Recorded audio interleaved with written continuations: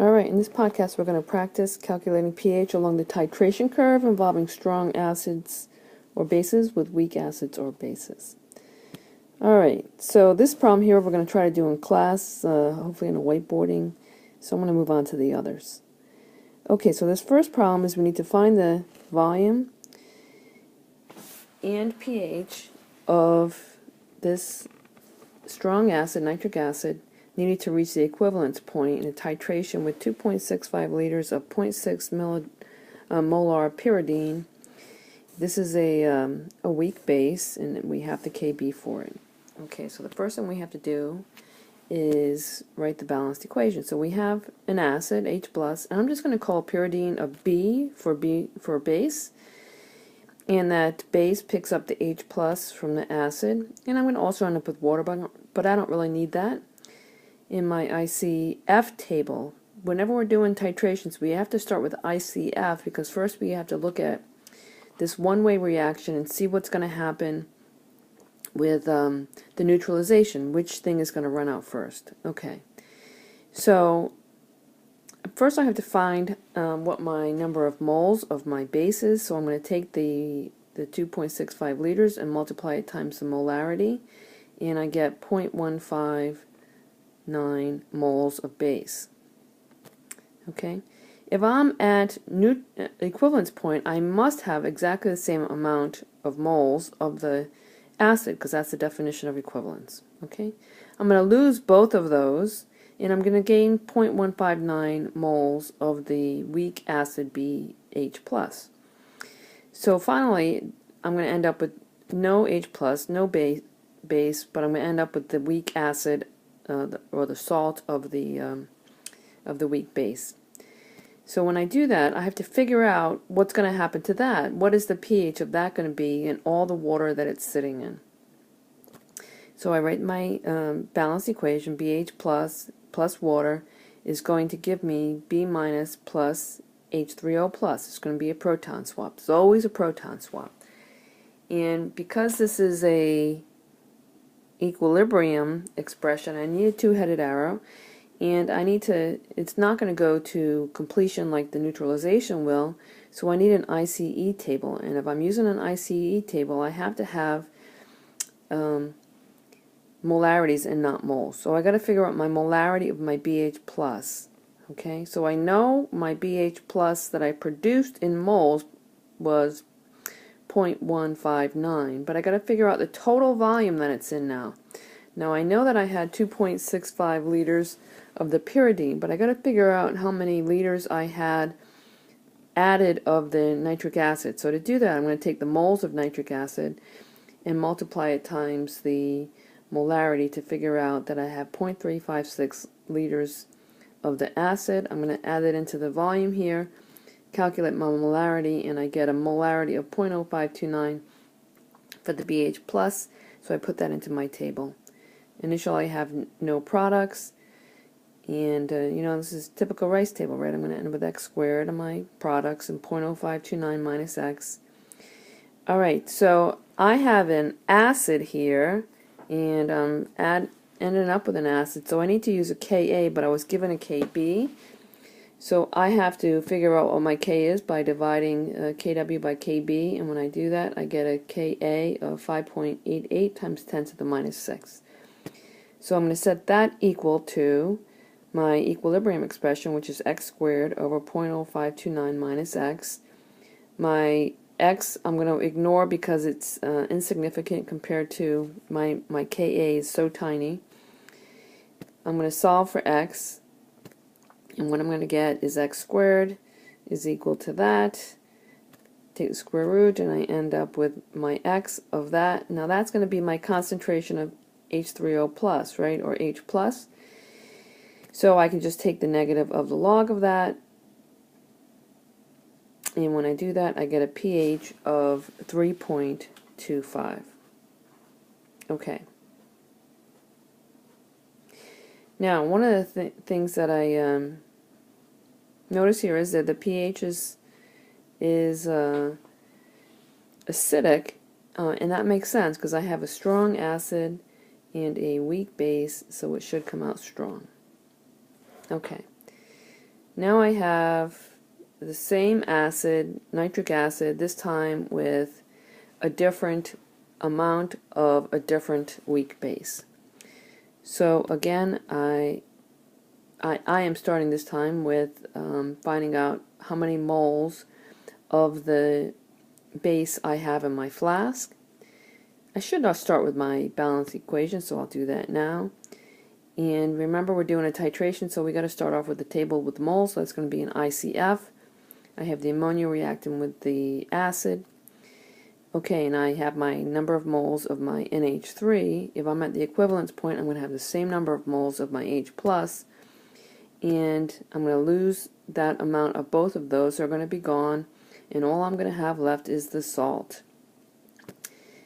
And because that salt is what's left, it's going to be in equilibrium in the water, and I got to figure out what the pH of that's going to be. And again, should be a two-headed arrow because it's in equilibrium, and I'm going to end up with an acidic base, right? I got my ICE table. I got to figure out, because I got ICE, I got to use molarity. I know I have 0.0658 moles from the ICF table. I got to figure out what my total volume of water I have from my acid and base combined was. So I knew I had 0.188 liters from the ammonia. I got to figure out how much volume I have from my acid. So if I have 0.0658 moles of the acid, I can use the molarity and figure out that that's going to be a 0.147 liters of the acid. So my molarity is 0.196. I put that into my table, and I do my typical rice table stuff. I need to set this equal to the Ka. I'm given a Kb, so I have to figure that out by dividing Kw by Kb. And I get a Ka of 5.58 times 10 to the minus 10. And I set that equal to x squared over 0.196. And I know that minus x is going to be insignificant because my Ka is so small. I solve for x squared, then I solve for x, and this is going to be my H3O plus concentration. And when I take the negative of the log of that, I get a pH of 4.98. Okay. Which makes sense. Again, strong acid, weak base. It should be acidic. Alright. Strong wins. Alright, now we're going to take a look at another situation where we have a weak acid in the flask. We're going to add strong base sodium hydroxide to it, and we want to find the pH along the titration curve at three different points. When I've added 15 milliliters, when I'm at the equivalence point, and when I've added 40 milliliters of the base. So I want to start off with my equation for my titration, right? This is going to go to completion. I'm going to use up some stuff. So I want to first see how many moles of the weak acid I have, and I have 0.0313 moles. I'm going to put that in the flask. Now, I should have said, what I always like to do, your preference, is I always like to start off looking at where am I at the equivalence point. And the reason for that is then I can sort of gauge where I am on the pH curve, and based on that I can see where the other points are. Maybe I'll get lucky and my pH is at the halfway point. Okay, but anyways, we're going to figure out the number of moles of the acid that was added to the flask. The moles of the base must be the same. I start off with no products. I use up both the acid and the base. I end up with the weak base, or the salt of the weak acid. Now I have to figure out what that is in equilibrium for the salt, right? Figure out the pH. And I made a mistake here. This should be HNO2. when the H goes over here, I end up with OH minus here, right? Okay. So my moles of my molarity of the HNO2, the NO2 minus, is going to be the number of moles that I had from my ICF table divided by my total volume, right? So I know I have 0.025 liters of the nitrous acid. I know I have 15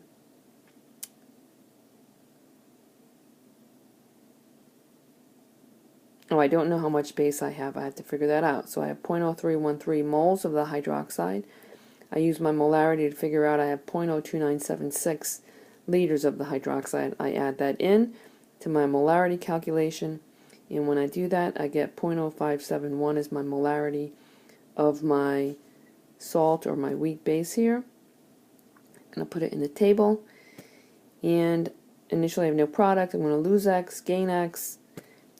So I'm going to set my Ka, because actually this should be a Kb,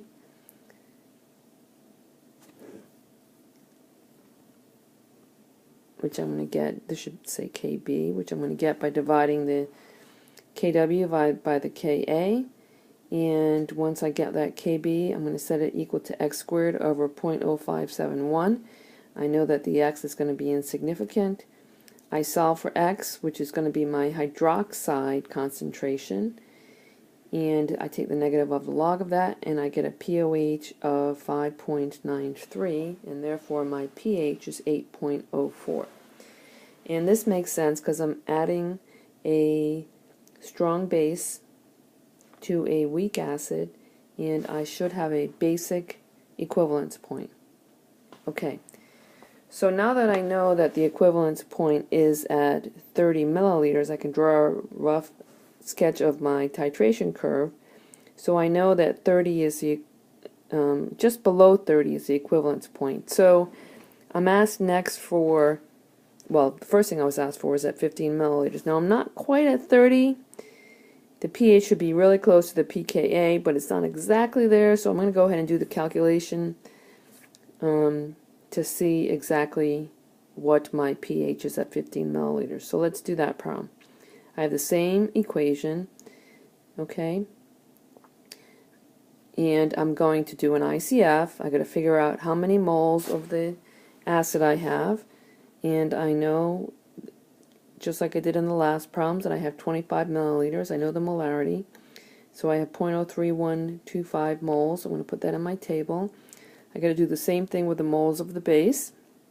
This time I have 15 milliliters, and I'm going to use the molarity of the base and discover that it's 0.00157 moles of the hydroxide. I put that into my table, and now I got to look at this and say, okay, whichever quantity is lower is going to get used up, going to be subtracted from both, right? So I have